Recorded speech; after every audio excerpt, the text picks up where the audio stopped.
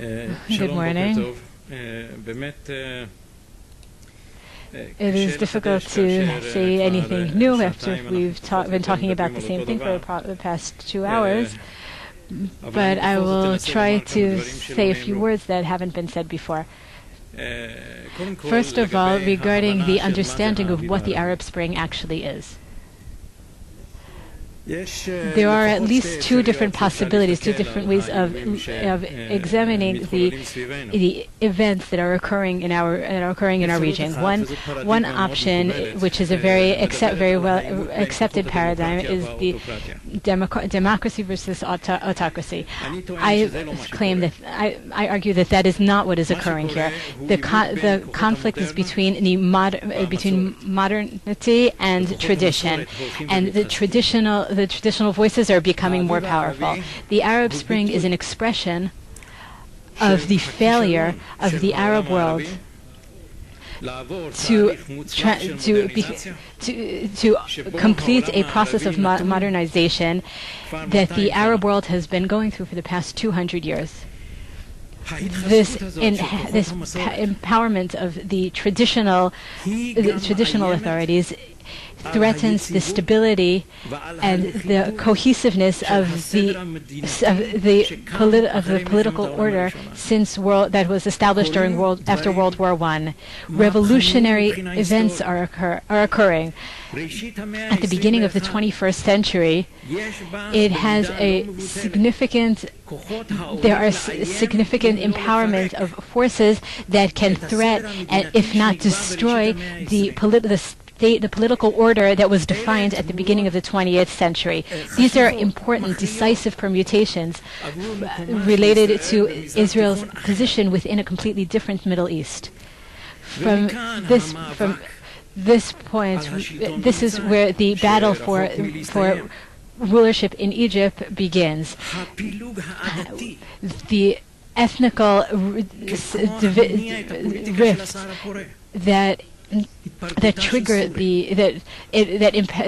the ongoing battles, as the internal battles in internal conflicts in Iraq, as the Prince of Jordan said before, the intertribal battles in Libya and in Yemen. Therefore, the state of Israel, completely in contradiction to what our founders believed, with the first decade of Israel's existence, Ben Gurion and Israeli leadership were concerned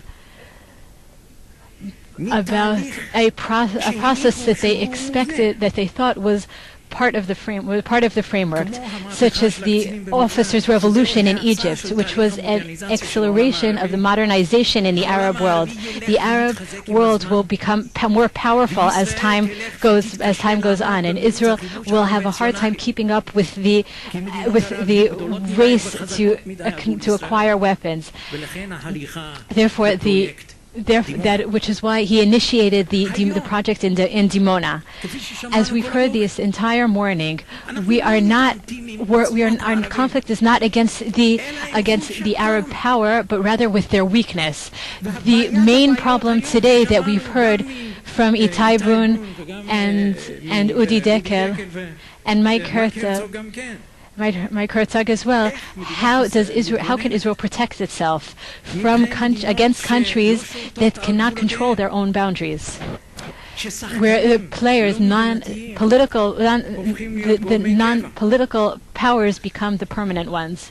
And despite the fact that the Arab world is not, in my opinion, and I'm one of the pessimists, the Arab world is not a potential democratic revolution, in my opinion. But one point that Itai Brun mentioned that I want to emphasize, that I completely agree with, is related to the empowerment, the strengthening of public opinion. This does not mean democracy, but it means a more involved public, a more involved population that expresses its opinion, and the government has to consider its opinions more than it did before. And now I reach the point where I present what I think Israel has to do.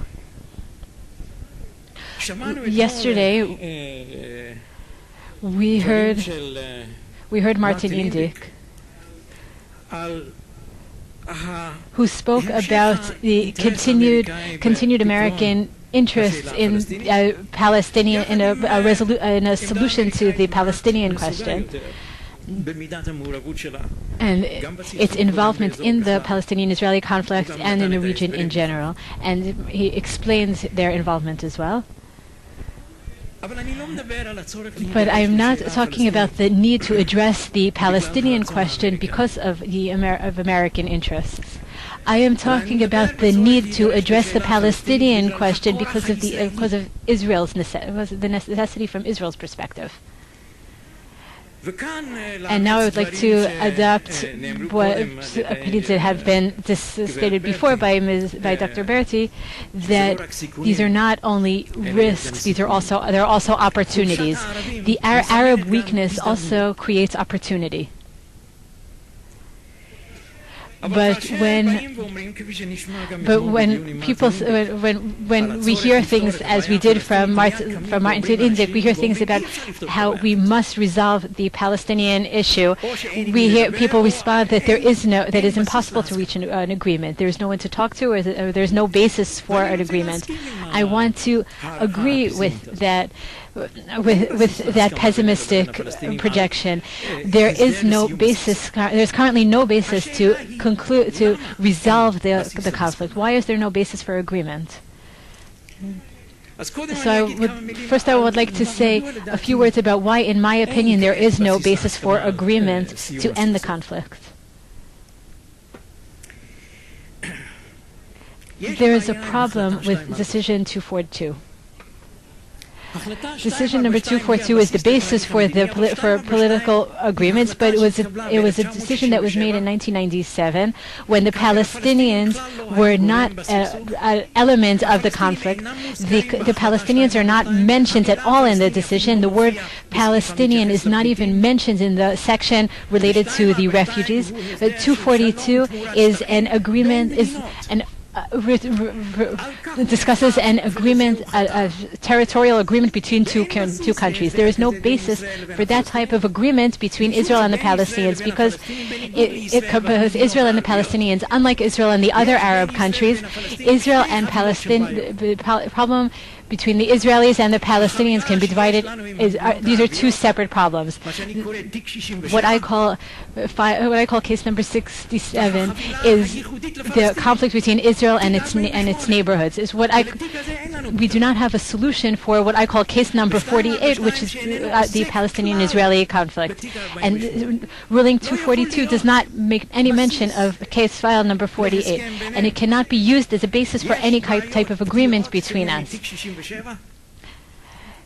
At the time, the ruling discussed territories, Jerusalem, settlements. There are unsolvable problems that are related to case number 48, questions of refugees. What exactly is the desirable and possible status of the Palestinian minority that are Israeli citizens? These are difficult and unsolvable problems in the foreseeable future.